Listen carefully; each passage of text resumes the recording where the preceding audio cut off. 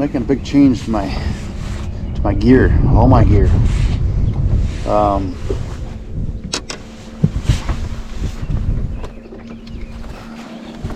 Sorry. So this video is kind of a little bit about, it's more of like a, I don't know, you can take it for what it is. But I've had a revelation, or I don't know, whatever you want to call it, but I started thinking about things a little bit, how I fish, how I like to fish. And I don't know about you guys, but sorry for the wind too. It's kind of crappy today. I'm trying to shelter you from the wind, but anyways, back to the matter at hand. I am trying to, so I just did a video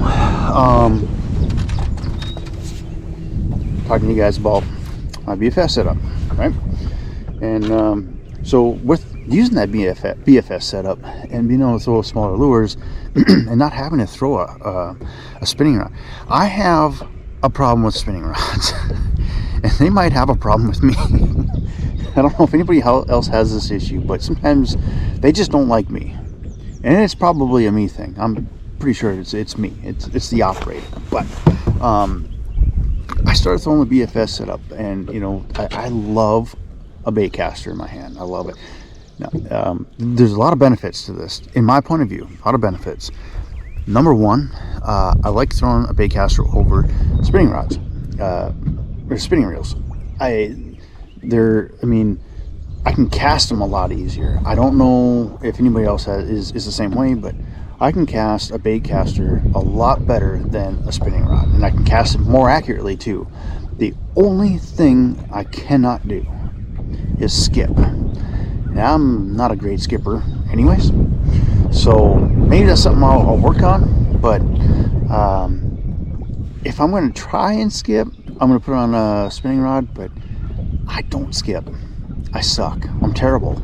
It's just something I need to work on, really. But I don't fish enough docks in order to, or cover where I got to get up underneath real far, enough to have to skip, to be honest.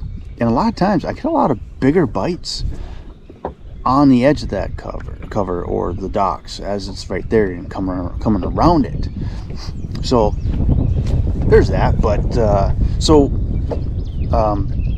fishability, it's easier for me to throw a baitcaster over a spinning rod. The next thing is the the size of them. I don't have one. I'm looking for one. I'm trying to look for one, but I don't have one out. The size, you know, you got the big reel handle, you know, you got the spool, you know, the bail and everything. It's not as compact, and so when you're having them out on the deck, they're kind of a pain. I step on mine. I've bent some reel handles, and I've broken some from stepping on them because they just flop. And you know, I'm real left-handed, so they sit kind of awkwardly in the boat on the deck, and so you know, just the size of them, you know, that's also a benefit to going to just straight up baitcasters. And then storage wise, and they take up a lot of space in your rod lockers. And the other thing too is, I'm sorry for that wind, hopefully it's not too bad. And the other thing too is in those rod lockers, so you got that line. Now I don't have one out, right, but your spool is out here, so your line is coming way out like this sometimes, and depending on where your bail is at, it could be down here or it could be way out here. And then with vibration, the boat and stuff, sometimes they come loose and it's way out here, and then you got other reels rubbing on your line and fraying it up. And then so if you have a leader on that line, now you got to retie that leader, and you're going to lose probably about 12 feet of that line, and you might need to even tie a whole new leader on just because of it. It's happened to me. That's the reason why I've got so much detail on there. It's happened to me. So storage wise, it makes sense to go straight up baitcasters. And also storage wise, as you know, I mean, baitcasters sit better in there than spinning reels. If you put a bunch of spinning reels in one space, they don't really sit very well. They don't really stack or whatever. They're just awkward. And I'm sure you guys all know this. This isn't new information, but that's one of the positives to going to all baitcasters. The only thing is, you gotta have, if you're gonna do all baitcasters, you got lights set up. So like, for example, the weightless worm. Now, if this is, guys throw a weightless worm on baitcaster, all the time. Anyways, they've been doing it for a while. I haven't been until lately, and I'm loving it. I'm loving it a lot. When you have the rod and reel set up just right to do it, it's, I don't know, for me, once I got it set up right to do it, and it works great, and I didn't have any issues with it, I'm hooked. I'm stuck. I'm gonna keep it like this. That's my setup. And another one. So I fish the drop shot a lot. I really like the drop shot, and this is where I have a problem with some spinning rods. I've tried a bunch of different things. I am not sure what it is I'm doing, but whenever I cast a drop shot rig on I've tried casting overhand, side, sometimes all the way. It doesn't always happen, but it eventually does, where it's like the line gets kind of like a wind swirl or whatever, and wraps, and then stops, and then I lose my weight or something, and you get a little cranky because those are tungsten weights. So I tried casting it on a baitcaster. It worked. Now, there is one thing you're gonna, to take note for a drop shot on a baitcaster. Guys do it all the time too. This is nothing like I'm saying. I'm not reinventing the wheel. Guys have been doing this for a while, especially and actually, guys do this a lot for power shot rigs. So a power shot is a drop shot, but it's heavier duty, like 17-pound fluorocarbon line to 20 to 30, maybe even 40-pound braid. I don't know, maybe 40 pounds, a little bit too much, but maybe probably about 30-pound braid, and that's kind of like a power shot setup. So if you're gonna go and a little bit more finesse, then you might need to go like a BFS setup, and that's something I'm gonna play with too, but that might be a little bit too much for me. For example, when I throw a drop shot, I'm typically throwing 3/8 ounce weights almost all the time. Very rarely will I go to quarter, and quarter is the smallest I'll go to, because I have no use for an 1/8 ounce. I might as well just go weightless or whatever it is, or throw a net. So for me, it's just quarter or 3/8. And if I want to go with quarter, it's very specific, so it's got to be very pressured, very calm out.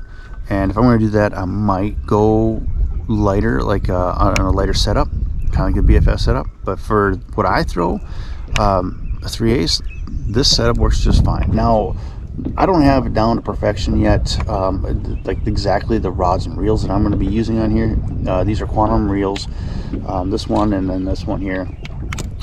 Still good reels, but I need to upgrade to the Kistler reels, and then Kistler rods too. So these are Quantum rods. These are old school, like, this is kind of cool. I got these a while back. These are old school, like Linder's angling edge rods by Quantum, and I got a few of these, and I think I just bought them just for pretty much like nostalgia, really, because they don't make them anymore. And I grew up watching Linder's angling. Well, all the Linders. I grew up watching him.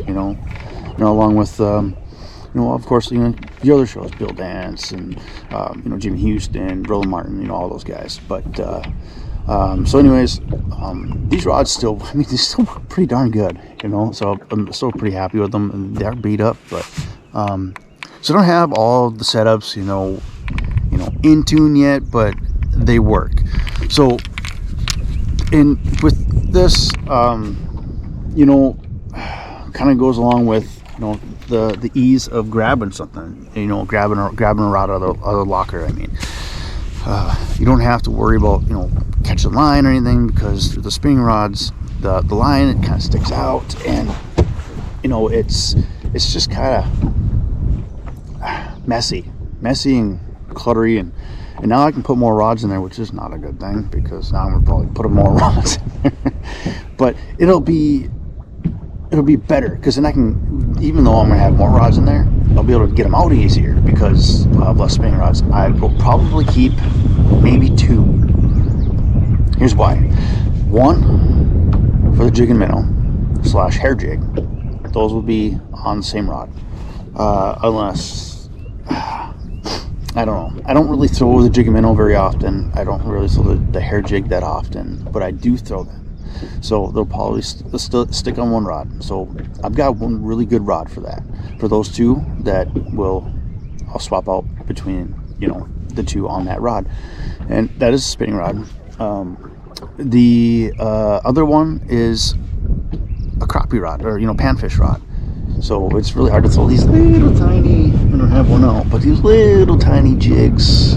You can maybe on a BFS setup, if you got it set up right, probably 6-pound line, but I'm not going to do a dedicated setup like that. I will just use, typically I'm not casting way out for panfish. Usually they're, you know, within like 50-60 feet, and that's plenty far. I've had really good luck, you know, that far away anyways, and so I'll have a spinning rod set up for those. So I'll have 2. But yeah, I don't know. What do you? Sorry. But yeah, what do you guys think? You know, what's your guys' preference? I know not everybody's going to be like me, but and maybe, you know, there's a lot of you out there already like me. Maybe you got some tips, you know, for, you know, going all baitcasters or whatnot, because this is just something I'm just doing now, so it's I don't know, it's something that I want to do because it's going to be easier on me, and I really like baitcasters over spinning rods. I just do. So if you guys appreciate this content, you know, hit that subscribe button, and stay tuned for some more fishing content coming up. We've got a lot of spring left, and got some tournament stuff coming up, and yeah, it should be fun. So stay tuned for all that, and we'll catch you guys in the next video.